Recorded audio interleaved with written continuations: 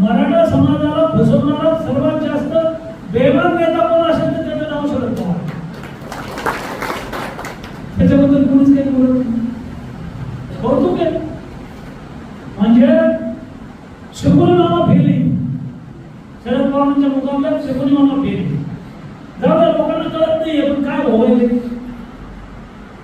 जिवंत आहेत ना, काय आले दिसतं ना तुम्हाला, पाहता ना. याच हातावर करायचं बाबांनी, याच हातावर फेडायचं, कळवंडी लावल्या आणि 50 वर्ष लावले. कोणालाच कळू दिलं नाही. शकुनी मामाचं विचाराचं नाव कोरलं गेलं. शकुनी मामा वाईट आहे त्याला लेबल लागलं. पण आजच्या या कलियुगातल्या शकुनी मामाला अजून ते लेबल लागलं नाही, त्यांना ती पदवी डिग्री मिळाली नाही. ते काम आपल्याला करायचं सगळं. मराठा आरक्षण काय गेलं तर मराठा आरक्षण मिळालं ते आपल्या सरकारने दिलं, 288 आमदारांनी दिलं, ते मिळालं, त्याची अंमलबजावणी सुरू झाली. शिक्षणामध्ये मुलांना मुलींना मार्ग पडायला सुरुवात झाली किंवा त्यांना ते रिझल्ट मिळायला सुरुवात झाली. हायकोर्टात आरक्षण टिकलं, सुप्रीम कोर्टात स्टे मिळाला नाही आणि काँग्रेसच्या भरभटलेल्या राष्ट्रवादीच्या उद्धव ठाकरेच्या पांढऱ्या पायाच्या सरकारनं तुम्ही बेमान लोकांनी आरक्षण घातलं. विधानसभेत नागपूरच्या अधिवेशनात, मुंबईच्या अधिवेशनात.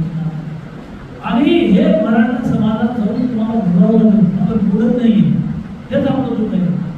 काँग्रेस राष्ट्रवादी उद्धव ठाकरे यांचं खोटं बोलणं भेटून बोल त्यांनी ते खापर आपल्या नावानं ठेवलं, भाजपच्या नावानं ठेवलं, देवेंद्र फडणवीसांच्या नावानं ठेवलं. सुप्रीम कोर्टात ज्यावेळेला आरक्षणाची केस होती तिथं त्यांनी वकील दिला कपिल सिब्बल.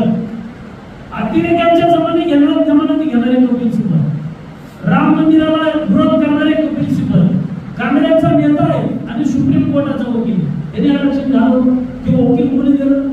उद्धव ठाकरेची त्याची काय ओळख होती का? शरद पवारांनी वकील दिलं.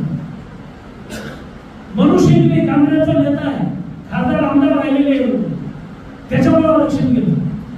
हे दोन वकील नसते, हायकोर्टाचे मराठा वकील होते, ते जर नसते त्याला एका कडीला बसवलं, तुम्ही काही बोलायचं नाही आणि तिथंच आरक्षण गेलं. ओबीसीचा एखादा मुलगा माणूस सरपंच होत होता, जिल्हा परिषद सदस्य होत होता, पंचायत समिती सदस्य होत होता, सभापती होत होता, नगराध्यक्ष होत होता, महापौर होत होता, जिल्हा परिषद अध्यक्ष होत होता. ओबीसीला संधी मिळत होती. सुप्रीम कोर्टात हे बी आरक्षण उद्धव ठाकरे म्हणून दिलं, शरद पवार म्हणून दिलं. दोन्ही समाज त्यांच्याबद्दल बोलत नाही त्यांच्या सरकारने आणि तुम्ही आम्ही बोलत नाही. अरे बोलणाऱ्याच्या कैदी विकत्या.